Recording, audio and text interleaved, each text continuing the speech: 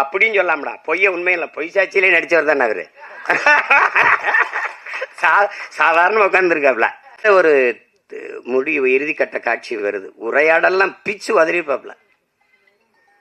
ஒரு அந்த விதவை பெண்ணு, அந்த பெண்ணு வந்து பூ விற்கும், வாத்தியார் கதாபாத்திரம், அவங்க ரதி, அவங்க வந்து பூ அந்த வாத்தியார்கிட்ட இவங்ககிட்ட சொல்லுவாங்க, வாத்தியார இந்த பூ வந்து பறிச்சாதான் வாடி போகும், இல்லை செடியில் விட்டாலும் வாடி போயிடும் அப்படின்லாம் இருக்கும். அப்போ இதயம் குங்குமம் இந்த பத்திரிகையெல்லாம் ரொம்ப புகழ் பெற்றது இந்த இதழ்கள். அப்போ நீ இதயம் கொடுத்தாதான் வாத்தியார் குங்குமம் தருவாரா அப்படிலாம் அந்த ஐயோ அதெல்லாம் ஒரு ஒரு அதிமேதைகளினுடைய கூடல் அது. அதில் ஒரு அண்ணன் கவுண்டமணிக்கு கதாநாயகியை கட்டி வச்சிருவாங்க, அந்த வில்லன் கதாபாத்திரம் அந்த கட்டி வச்சிடறாரு ஜி சீனிவாசன் ஐயா. அப்போ அது ஆனால் இவங்க வாத்தியாரும் ஒரு காதல் இருக்குது. அப்போ ஊரை விட்டு ஓடும்போது அந்த விதவை பெண், அந்த பூக்காரி, இவர் இந்த காஜா ஷெரீஃப் ஓடும்போது இந்த காதலர்கள் சேர்றதுக்கு ஒரு இடையூறாக ஒன்று இருக்குது. ஆனால் அவர் கட்டின தாலி, இது ஒரு இந்த கலாச்சாரம் தாலிக்கு இந்த சமூகம் ரொம்ப முன்னுரிமை கொடுக்குது. அப்படியே பார்த்துட்டு டப்புன்னு அந்த தாலியை அறுத்துட்டு அவரே அறுத்துடுறாரு, கட்டின தாலி அவரே அறுத்துட்டு ரெண்டு பேரையும் சேர விடுறார், கையை பிடிக்கிறாங்க. அந்த விதவை பெண்ணு நிற்கிது, அந்த பூவித்த பெண்ணு, அதை கையை பிடிச்சிட்டு இப்படி போகும்போது புதிய வார்ப்புகள்னு போடுறாப்புல ஒரு எழுத்தாளர், ஒரு எழுத்தாளர். கொஞ்ச நாள் கழிச்சு அப்புறம் அவரே கதை திரைக்கதை அடித்து அந்த நாட்கள்னு ஒரு படம் வருது. அதில் இவர் காதலிச்ச பெண்ணு அது அண்ணன் ராஜேஷை திருமணம் பண்ணி போயிடுறாங்க, கல்யாணம் ஆயிடுது. அது அப்போ வந்து அவர் சேர்த்து வைக்க போராடி கடைசியாக உச்சக்கட்ட காட்சி வந்துடுது. ரெண்டு பேரும் இருக்கும்போது அவர் வந்து அந்த மருத்துவர் கதாபாத்திரம் வந்து இந்த காதலன்ட்ட சேர்த்து விடுறதுக்கு இது பண்ணுறாப்புல. இப்போ நம்மளால ஒரு ஹார்மோனிய பெட்டி வச்சுக்கிட்டு அந்த ஹரவர மலையாளத்தில் இதே டாக்டரே அதை அது நீங்கள் புதிய நவீன 21ஆம் நூற்றாண்டு ஆள் தானே, 20ஆம் நூற்றாண்டு இல்லையா, 20ஆம் நூற்றாண்டு ஆள் தானே, தாலி அறுத்தடு, எந்த காதலி உங்களுக்கு மனைவியாக வரும், ஆனால் உண்ட காதலி எனக்கு உன்ன மனைவி எனக்கு காதலியாக வராது. அப்போ அந்த அந்த அந்த தாலியை அறுத்து எடும் அப்படின்ன உடனே அப்படியே போய் அறுத்து எடுக்க முடியாது, அந்த பெண்ணு தாலி அறுத்துட்டு வர முடியாது, இது கையெடுத்துட்டு பட்டினா இதே மண்ணின் கலாச்சாரம் பண்பாடுன்னு பேசி பட் இந்த கிளைமேக்ஸ் ஓல்டு பட் கோல்டுன்ட்டு போயிடுவாப்ல. இதை யோசிச்சு பாருங்க, உலகத்தில் ஒரே ஆள் தான் தாலி அத்துட்டு போய் வாழ்ன்னு சொன்னா அதே ஆள் தான் தாலி அக்காம வாழ், இதுதான் கலாச்சாரம் சொன்னது ஒரே எழுத்தாளன் தான். உலகத்தில் இப்படி ஒரு ரைட்டு எழுத்தாளர் இருக்கவே முடியாது. ஒரே எழுத்தாளர் இப்படி எழுதி நம்ப வைக்க முடியும், இப்படி எழுதணும்னா எழுத்தின் வன்மை, எழுத்தின் அழுத்தம் அப்படின்னு சொல்லாமடா, பொய்ய உண்மையில பொய் சாட்சியிலே நடிச்சவர் தானே அவரு. சாதாரண உட்காந்துருக்காப்ல.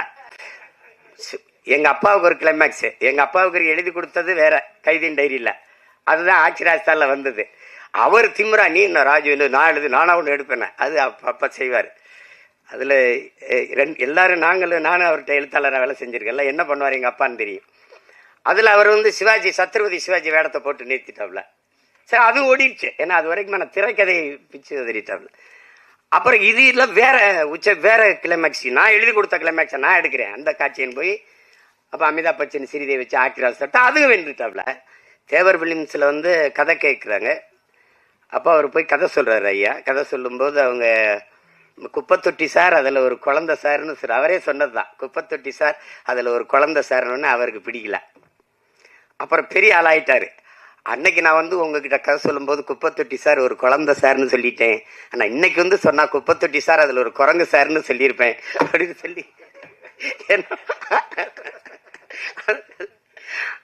அது ரொம்ப சாதாரண கதை. ஒரு வாத்தியார் கை குழந்தையோட ஊருக்குள்ளே வரான்னு முந்தானை முடிச்சு ஒரு படத்தை எடுத்து, அப்போ எங்கள் ஊரில் பரமக்குடியில் எங்கள் அண்ணனுக்கு தெரியும், ராமநாதபுரத்தில் தான் ரிலீஸ் பரமக்குடியில் 2வது தரம் தான் வரும்.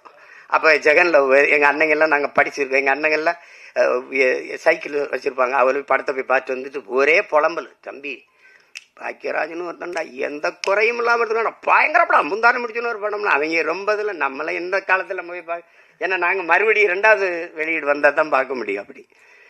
அப்படி பல படைப்புகளை தந்து இன்றைக்கு அமைதியாக உட்காந்துருக்கல அவர் நம்ம கூட இருக்கிறாருங்கிறதே பெருமை. திரை உலகில் அது ஒரு மைல்கல். KS கோபாலகிருஷ்ணன் ஒரு மைல்கல்னா அது ஒரு மைல்கல்.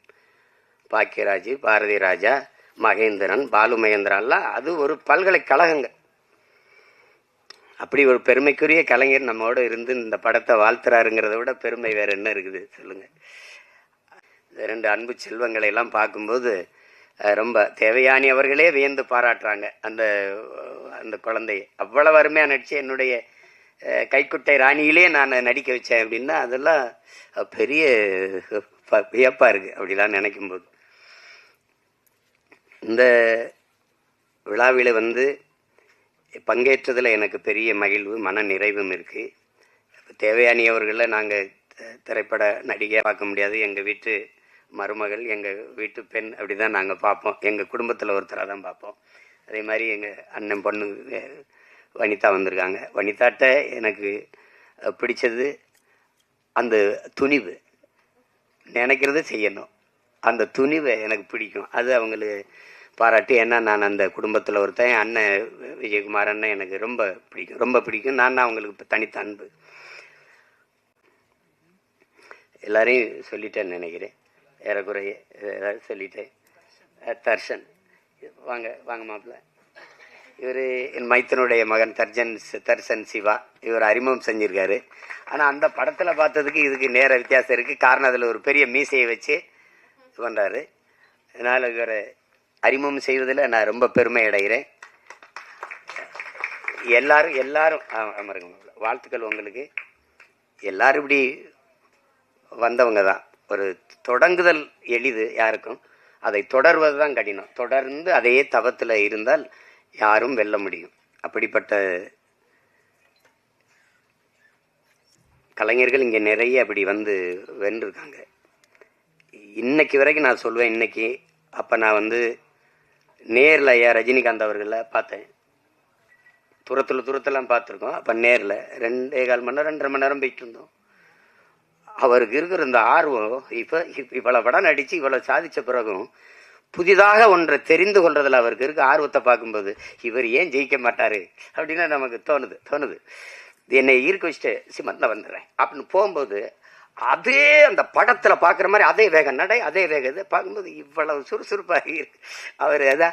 அவர் சோம்பேறிகளை கூட அவர் இயங்கிறத பார்த்தா இயங்கிடுவான். அப்படி ஒரு இது அது. அவர் அந்த தேடலும் அந்த வெறியும் இருக்கிற ஒவ்வொருத்தனும் உச்சத்தை தொடலாம், சாதிக்கலாம். அதில் சாதாரணம் இல்லை. திரைத்துறையை எப்படி சொல்கிறது, உயிரை விட மேகலா நேசித்தவங்க நாங்கள்லாம். படுக்க இடமில்லாமல் ஏவிஎம் சுடுகாட்டில் படுத்து கிடந்தவங்கன்னா அப்போ எவ்வளோ காதலிச்சிருக்கோம்னு பாருங்கள். பல இரவுகள் பட்டினி கிடந்திருக்கோம், பல இரவுகள். அவ்வளவு அன்பு காதல் இந்த திரைத்துறை மேலே. அப்போ இது அவள் அழிய விட்டுற முடியாது. ஆனால் எங்கள் அண்ணன் செல்வமணி அவர்கள் நான் ஒரு மேடையில் பேசினதான் சொல்கிறாங்க, குறிப்பிடுறாங்க. இங்கே விவசாயியும் திரைப்பட தயாரிப்பாளரும் ஒரே நிலையில் நிற்கிறாங்க. அவங்க அவங்க தயாரித்த பொருளுக்கான விலையை அவங்க தீர்மானிக்க முடியல. தீர்மானிக்கிற காலத்தை நாம் உருவாக்கணும். அப்போ தான் வேளாண்மை செழிக்கும், திரைக்கலையும் செழிக்கும்.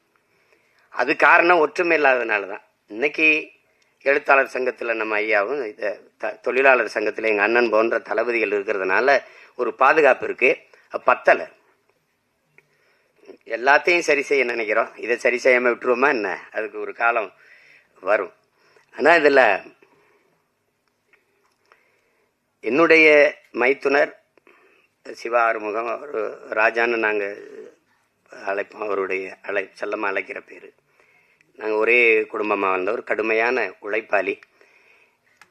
என்ன இருந்தாலும் அந்த நேசித்து வந்த திரைத்துறையை விட்டு வெளியேறலை. அது ஒரு பெரிய அதுக்கு அவருக்கு பெரிய பாராட்டு. சிலர் விட்டுட்டு போயிடுவாங்க, ஆனால் விடலை.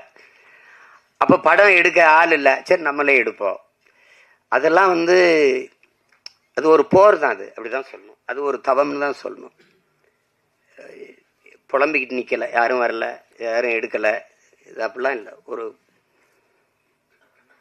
அதுக்காக அவர் துணிஞ்சு தயாரித்ததுக்கு, அதை துணிஞ்சு நாம் வெளியிடணும். அந்த யுவராஜுக்கு 2 பேருக்கு என்னுடைய பாராட்டுகள். நான் என் மைத்துனர் சொல்லுவேன், இயக்குனர் சிவா ஆறுமுகத்தோட தயாரிப்பாளர் சிவா ஆறுமுகத்துக்கு தான் என்னுடைய பாராட்டுகள். அதுதான் ரொம்ப ரொம்ப பெருமைக்குரியது.